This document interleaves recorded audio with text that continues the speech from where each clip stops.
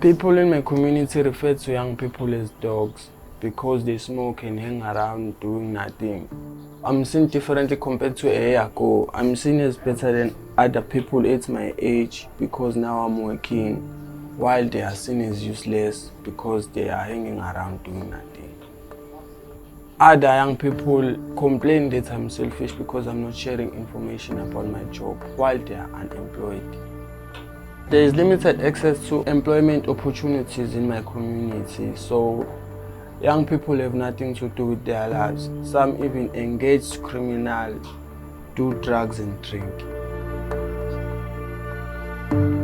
There are very few positives in my community. Some young people are forced to face life after matric because they know that there is no financial support to further their studies at home and from the government. When others fail to find jobs, they sit around and then end up doing drugs, and poverty also strikes at that time.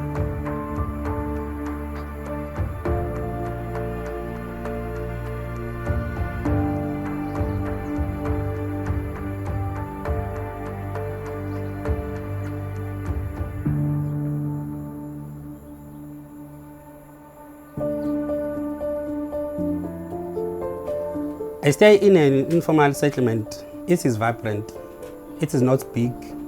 There is an element of unity among people who lives here. The challenge is that we do not receive basic services.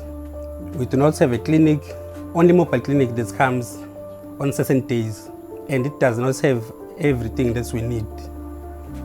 Usually the mobile clinic comes at about 8 o'clock in the morning, but we've been here for almost 3 hours, but it hasn't arrived. As I was saying, the service delivery is so poor here in this community. Youth unemployment here in my community is high. Most of the time we hang around sack shops, and some of us engage themselves in crime, and others using drugs and alcohol to cope. People travel far to access sports facilities, and sometimes they do not have money for transport.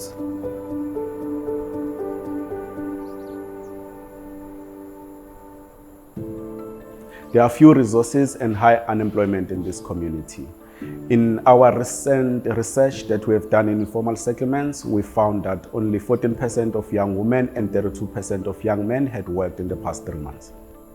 In my work with young people, they say that their lives have little purpose or meaning. In this context, intimate relationships can sometimes be violent.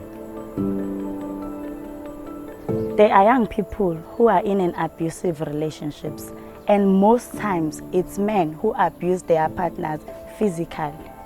Physical abuse is the most common form of abuse in my community. As we can see, women with scars, and at some times we can see it taking place or hear it from the victims themselves. I am used to being ignored in my community, and my views were not taken seriously. The Sapambili team were different. We felt like we were working with them, and they understand and listen to our views. In the Siyaphambili project, we worked with a team consisting of people from the NGO Project Empower, a group of young people from the community, and academics from the South African Medical Research Council, University College London, and University of Exeter to co-develop an intervention which resonates with youth. We used participatory activities to support young people to describe their lives on a deep and detailed level. We supported them to move from simply describing to analyzing their lives through asking questions such as, why is your life like this? And how could your life be different?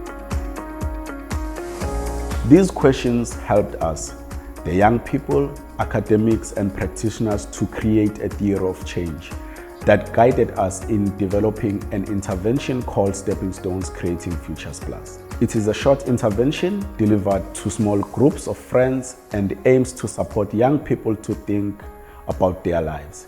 Through this, young people will have stronger livelihoods, better mental health, and less violence in their lives.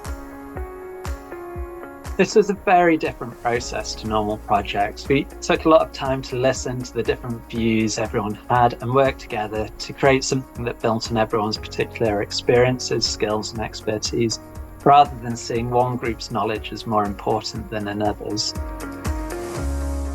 The young people we worked with identified they wanted support to improve their mental health, communication in relationships, and to generate an income. The intervention we created together with Project Empower is different than the other intervention around here. It's built from where we at. It was something that we wanted and the young people need. After getting involved in Siya Phambili and the process of developing an intervention, I decided to share my pictures and videos of the things that I was doing. The pictures were about my life, as I was at home most of the time, maybe cleaning, taking my child to school, or cooking. The activities encouraged me to do something different. I couldn't post one thing every day. I went out more. I engaged with friends and family and people in general. I became more active. With the YPRAs and Project Empower, we ran a pilot of Stepping Stones in Creating Futures Plus with young women and men in Durban and in northern KwaZulu-Natal to see what they felt about the intervention. Half received the intervention immediately and half 6 months later. It was special helping run Stepping Stones and Creating Futures Plus. Sharing skills more widely was great. After 6 months, we found a range of positive changes reported by young people. For women, we found much stronger livelihoods and improved mental health. We also saw positive changes around women experiencing less violence from their partner. Being part of Siya Phambili has changed me. I now see myself as someone who is very helpful and active in my community. For men who were part of the intervention, we found it reduced their perpetration of violence against women, and there were positive changes in their livelihoods. I used to respond violently when I do not agree what was shared or said. Participating in the creation of the manual, I learned to be a good person, respectfully, and to be considerate of others. What we need to do now is properly evaluate Stepping Stones in Creating Futures Plus to see whether these positive changes are sustained over time. Co-development offered us new ways of thinking about and looking at young people's lives, and it was only through working together with Project Empower and young people that we could co-create an intervention that resonated with what young people wanted. There need to be more of these platforms where young people can meet together and discuss their lives with groups like Project Empower and academics. And that is good to have these conversations. And I hope Stepping Stones Creating Futures Plus can reach more people.